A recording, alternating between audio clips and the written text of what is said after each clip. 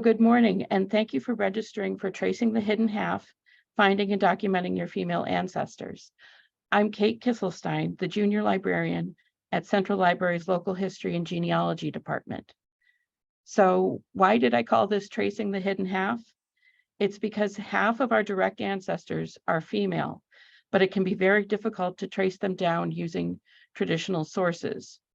In the Anglophone world especially, women traditionally have taken their husband's surname and could simply be known in records as Mrs. John Smith, for example. In addition, they were often not allowed to own property in their own name or vote. There are even instances where they could lose their US citizenship if they married an immigrant, and that's providing that their names were recorded at all.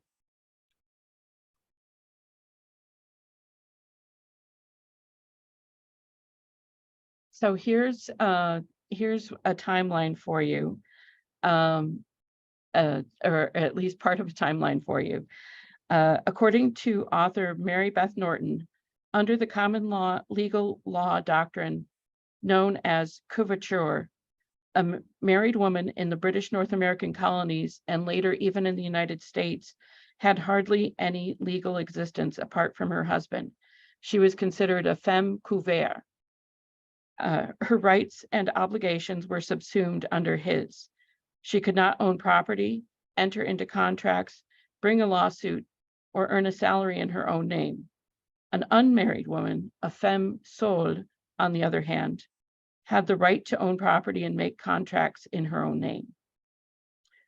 In the Encyclopedia Britannica, it further states that unless some prior specific provision separating a woman's property from her husband's had been made, coverture stripped a woman of control over real and personal property, and this would include any slaves she might have owned.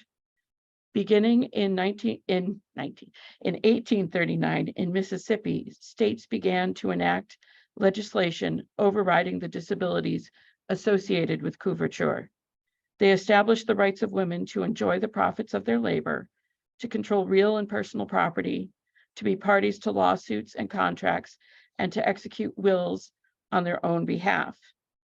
And I'm highlighting New York State here because when they abolished it in 1848, with the passage of the Married Women's Property Act, this law became the template for other states to grant married women the right to own property. Coverture was a major issue in the women's suffrage movement. Women's suffrage, however, was still nearly non-existent when in 1869, William Bright, a saloon keeper and president of the upper house of the Wyoming Territory, introduced a bill granting all female residents 21 years and older the right to vote. According to the Wyoming State Historical Society, the territorial legislature had already passed progressive measures guaranteeing women teachers the same pay as men and granting married women property rights apart from their husbands. Bright's measure backing universal women's suffrage, however, would be groundbreaking in the United States. It would be over 50 years later, on August 18th, 1920, that the 19th Amendment would finally be ratified. And the doctrine of coverture is one of the reasons you might have problems finding your female ancestor in traditional sources, but that's not the only obstacle. Going back a little bit, we've got women and naturalization, and the Nationality Act of 1790. According to the National Archives, Congress first defined eligibility for citizenship by naturalization in this law and limited this important right to free white persons. In practice, only white male property owners could naturalize and acquire the status of citizens, whereas women, non-white persons, and indentured servants could not. Access to citizenship would become more expansive over time, although the racial restriction was not eliminated entirely until 1952.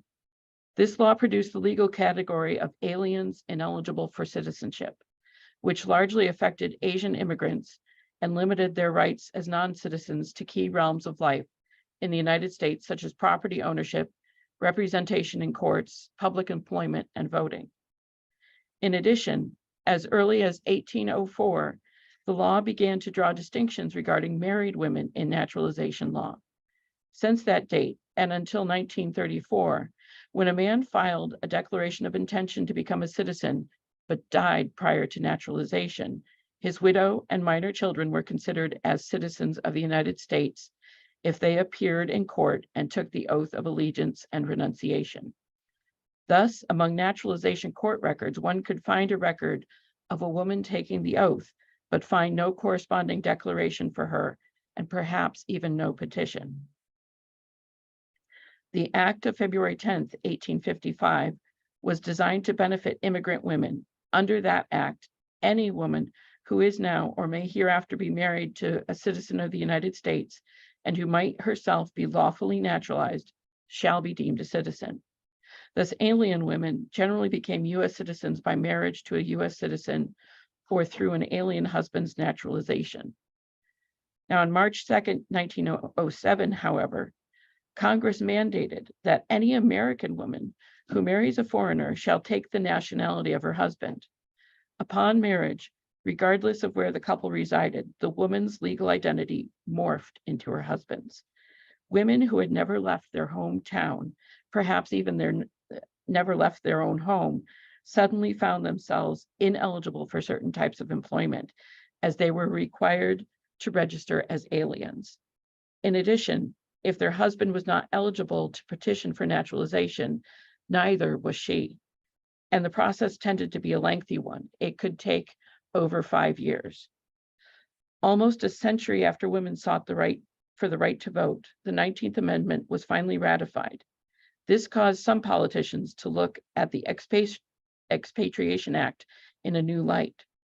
One such politician was John L. Cable, a representative from Ohio. The Cable Act addressed the discriminatory law that set married women's citizenship according to that of their husbands and enabled white women to retain their U.S. citizenship despite marriages to foreign men. This right did not, however, extend to women who married aliens ineligible for citizenship, especially Asian immigrant men. There were additional amendments to this act, and among the many provisions of the Nationality Act of 1940 was the reinstatement of U.S. citizenship for American-born women who had lost it under the Expatriation Act of 1907, without need of undergoing full naturalization process. So if it's so difficult to trace your female ancestors, why should you bother? As genealogist Lisa Lisson states, there are at least 4 reasons. You should search for them to solve a family mystery, to extend the family line back further, to uncover your ancestor's story, and or to join a lineage society. And thanks to the recent 2023 Roots Tech conference, I learned of a 5th one. Through FamilySearch.org's famous relatives activity, you may find that, like me, you're related to Agatha Christie, Katharine Hepburn, and even Amelia Earhart. To get started, it's best to keep your search activities organized, either through printed forms or electronically. That's why I began using a genealogy research plan, and a good basic free research template can be found on the New England Historic Genealogical Society's website, AmericanAncestors.org. A couple of items not on their form to include would be your name and the date of your search. That way, you'll know what steps you've already taken when you come back to your results weeks, months, or yes, even years later.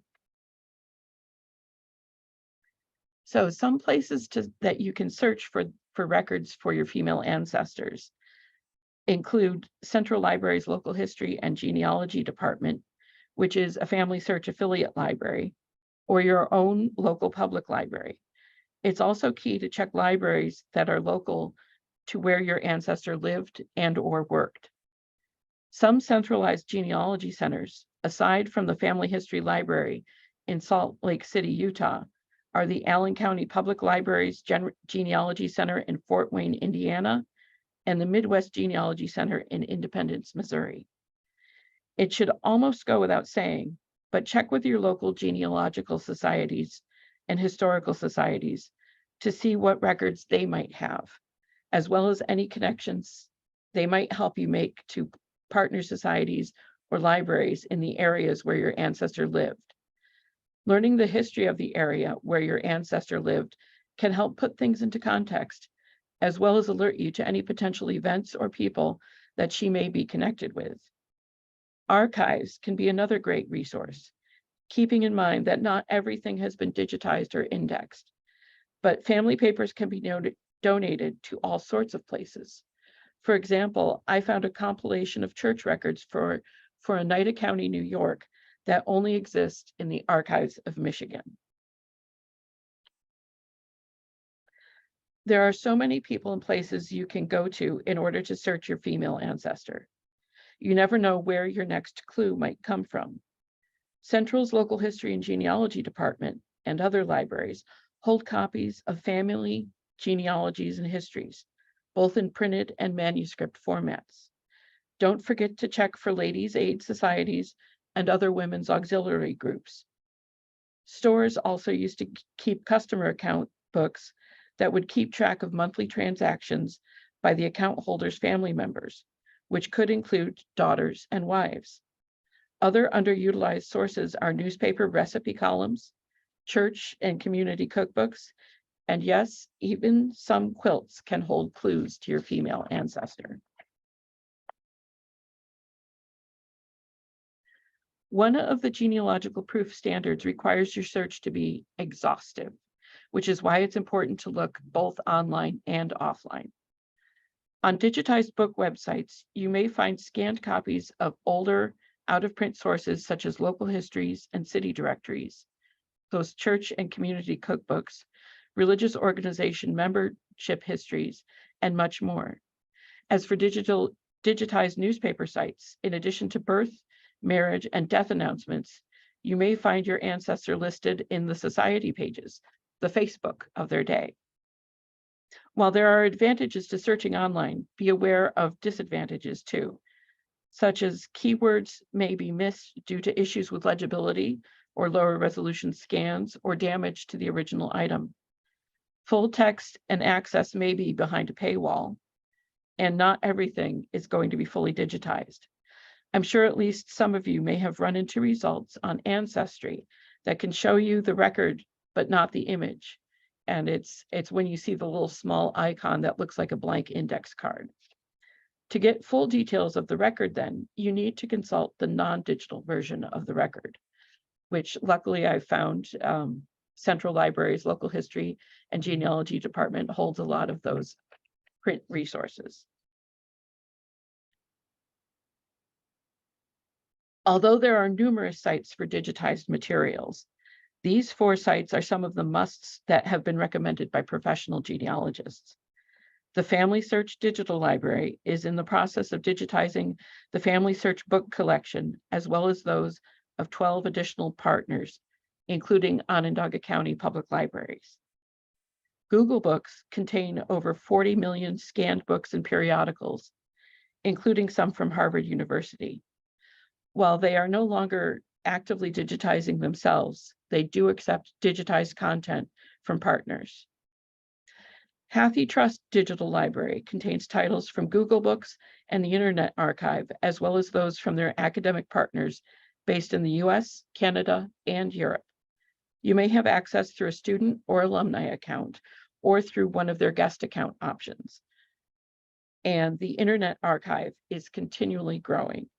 It has over 30 million books and texts, which includes microfilm, 8.9 million videos, 13.2 million audio files, and 13.88 million images.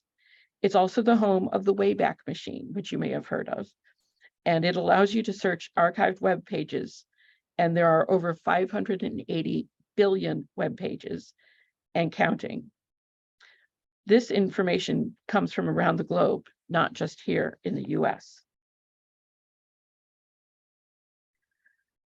Now, as to digitized newspapers, these 3 sites are free, so they can be consulted from the comfort of your own home. Chronicling America is a website providing access to information about historic newspapers from 1690 to the present, and select digitized newspaper pages from 1770 to 1963. It is produced by the National Digital Newspaper Program, a partnership between the National Endowment for Humanities and the Library of Congress. Fulton History is, yes, from Fulton, New York, and is a searchable repository of historic newspapers published in New York State and the United States between 1795 and 2007, and it's frequently updated. It also includes a handful of international newspapers. There are over 47 million digitized pages. And New York State historical newspapers contain searchable full text and page images of over 400 New York-based newspapers dating from 1795 to 2014. The map on the homepage allows you to browse publications by county. Now, these two are subscription-based digitized newspaper sites, but they may be available through your local public library. Newspaper Archive is one is a database that's provided by Central Library. It allows you to search for billions of old newspaper articles from all over the world, dating from 1607 to the present. While it does offer some pages for free, full access requires a subscription. And newspapers.com is owned by Ancestry. It is the largest online newspaper archive consisting of 300+ million pages of historical newspapers from 11,100 newspapers from around the United States and beyond, with special focus on full runs and portions of runs of well-known regional and state titles, in addition to small local newspapers. The collection includes a broad range of dates, mostly covering the 19th and 20th centuries. The following lesser utilized sites can all be consulted from the comfort of your own home, which again can help you glean more information and narrow down the focus of your in-person search. Archive Grid is a collection of over 7 million archival material descriptions.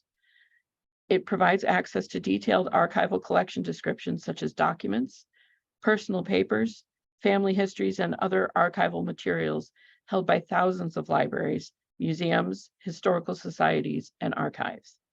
It also provides contact information for the institutions where these collections are kept. Those of you who are more experienced in genealogy will have heard of Cindy's List, which started as a labor of love by genealogist Cindy Engel over 20 years ago. It's currently a one-woman operation and is a repository of over 330,000 genealogy-related links. Best of all, it's free. Most, if not all, professional genealogists consider this an invaluable resource, and you should too. The Family Search Catalog includes records from all over the world. The largest collections of records are from North America, Europe, and the British Isles, Central America, and South America, with more limited collections of records from Asia and the Pacific Islands. The records range from the mid-1900s back as far as the 1300s in some instances. It is key to accessing the vast collection of microfilm, microfiche, and printed volumes held at the Family Search Library. And if there's a Family Search catalog, why should you bother with their research wiki? Because it's an online genealogical guide created and maintained by Family Search. It contains links to genealogy databases, websites, other resources, research strategies, and genealogical guidance to assist in the search for your female ancestor. Articles included are locality pages for countries around the world and topic pages that include pertinent genealogy record types, explaining how to use the record, what it contains, and how to find it.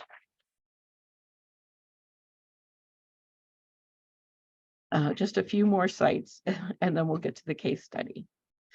The National Archives Catalog contains descriptions for their nationwide holdings in Washington, D.C., regional facilities, and presidential libraries. The catalog is a work in progress and currently contains descriptions for 95% of their records, described at the series level. This means you can find basic information about the records, including size and location, from the description. Additionally, every week they are adding more final units and item descriptions, many of which include digital files. National Archives, the passports section. Passport applications can be an excellent source of genealogical information, especially about foreign-born individuals. The National Archives and Records Administration has applications from October 1795 to March 1925. The U.S. Department of State has the passport applications from April 1925 to the present. Although 95% of mid-19th century passport applicants were men, many women also traveled overseas. If the applicant was to be accompanied by his wife, children, servants, or other females under his protection, their names, ages, and relationship to the applicant were stated on the application. One passport was then issued to cover the whole group. Likewise, when children traveled abroad solely with their mother, their names and ages were indicated on the mother's passport application. These applications by women in their own names became more frequent in the latter part of the 19th century, and by 1923, women constituted over 40% of the applicants. And I have to mention the Quilt Index, which was originally launched in 2003. It is an open access digital repository of thousands of images, stories, and information about quilts and their makers, drawn from hundreds of public and private collections around the world. It represents the work of thousands of community-based and independent scholars, digital humanists, and professionals in libraries, archives, and museums who are dedicated to preserving and making accessible quilt history. Lastly, WorldCat is a great resource for locating unique, trustworthy materials that you often can't find anywhere except in a library. And by connecting thousands of libraries' collections in one place, WorldCat makes it easy for you to browse the world's libraries from one easy search box. During the past 50+ years, thousands of libraries have entered their information about millions of books, magazines, movies, songs, maps, genealogical records, and research theses, and so much more into their database. And it's not just the physical items you could find when you visit a library, but many kinds of digital content like open source ebooks, articles, downloadable audiobooks, and photos. You can also find article citations with links to full text, authoritative research materials, one-of-a-kind documents and photos of local or historic significance, and digital versions of care items that aren't generally available to the public. This is also where libraries go to find titles that you'd like to interlibrary loan.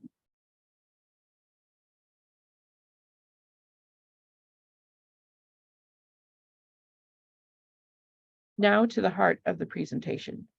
You'll notice that you should focus on the males in your lost female ancestor's life, not other females. This is because tracing her mother, sisters, and/or daughters may prove just as problematic as tracing her. You should also look for evidence of her in her children's marriage and death records. For example, one question I dealt with was for a Georgia Smith, listed in her own obituary as just Mrs. Charles Allen, and which stated that she died in her husband's residence. It's only in her son's 1910 marriage license that I learned her full maiden name and that she was born in Fayette, New York.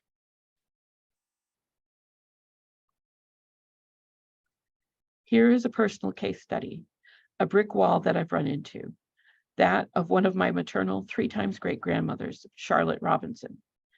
We had family lore that she was related to a Revolutionary War vet, but family lore is not going to be sufficient evidence if I wanted to, for example, join the DAR. In order to better trace her ancestors and find the right records, I need to track down her maiden name. And yes, I already know that her maiden name wasn't Bennett, despite the appearances, as she's buried near one of her sons, Julius F. Bennett. Consulting FultonHistory.com, I found her obituary in the Clinton Courier for Wednesday, October 5th, 1898. Her obituary doesn't provide us with her maiden name, unfortunately, yet it does provide more details as we now have the full names of her husbands, including the order of marriage, as well as the fact that she lived her entire life in Oneida County, New York. With information like this, you could use Chronicling America to find out what newspapers were published in the area during her lifetime, and possibly search them online and check for microfilm copies.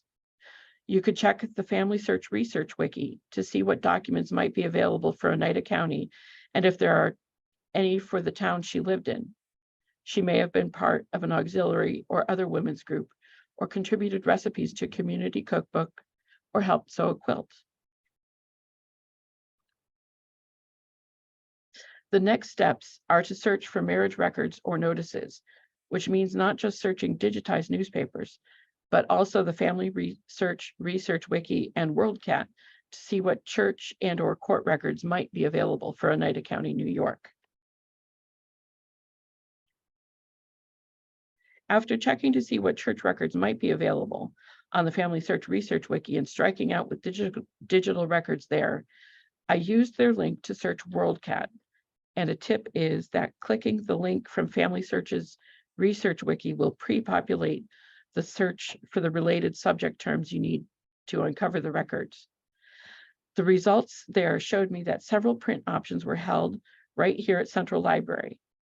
While I couldn't locate records for Charlotte marrying Robert Robinson, I did locate the marriage record for her second marriage, where she's listed as Charlotte Bennett with John J. Palmer. While Family Search does have the 1850 U.S. Federal Census online, I also wanted to show the one I located on Ancestry Library Edition. There is an option to email the record to yourself or download it to the computer, where you can save it to a flash drive and then upload it to your tree later on. There is no mention of John J. Palmer, or Parmer, as the transcribed version states, just Charlotte with her 5 sons, her youngest being 3-year-old Albert, the son she had with John.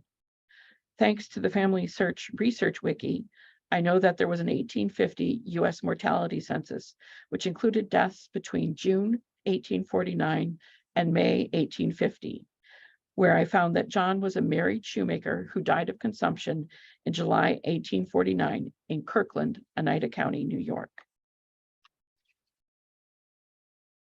While having Charlotte's marriage to John Palmer is helpful, I haven't begun to exhaust the search for her with Robert Robinson. Given the previous 1850 census record result, however, I am able to narrow down that Charlotte married Robert Robinson sometime after July 1850.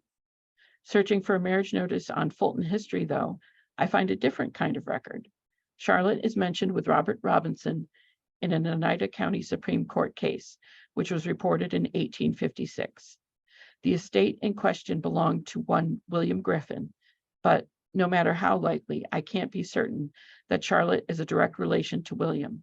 So back to the census records. I didn't have luck with the 1855 New York State Census, which is due to the fact that not every town in every county participated.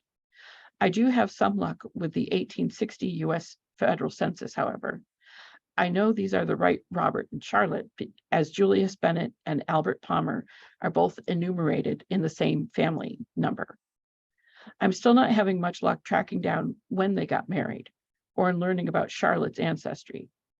Going back to her obituary, she died in the home of her son, Charles H. Bennett, so I'm more apt to find other mentions of her in conjunction with him. While I did find lots of instances of Mrs. Charlotte Robinson visiting her son, got to love those society pages, it's not until I locate Charles's obituary that I get a hit. I could take this information and try to track down her marriage to Julius Bennett, but given that he was her first husband, it's looking like Griffin is her maiden name. Her connection to William Griffin warrants a search. Back on Fulton History for another search, this time looking for mentions of Charlotte and William Griffin with the surname Robinson, Palmer, or Bennett. This search result now confirms that Charlotte Robinson, as she was known in 1891, was the daughter of William Griffin. William was the son of Nathaniel Griffin, who was deeded 315 acres of land by President George Washington and New York Governor Clinton. This article also provides some additional town and county names that can be used when searching the Family Search Research Wiki and Ancestry Library Edition, as well as on other sites. For purposes of joining the DAR, I'll need records that confirm that this Nathaniel Griffin is a Revolutionary War veteran. It will require further digging, but that will be a topic for a possible future program. So I now have my results from the search, and I still have plenty of pieces of missing information to fill in, but I'm further along than when I started, and I'm in the perfect location to do more digging, the local history and genealogy department at OCPL's Central Library.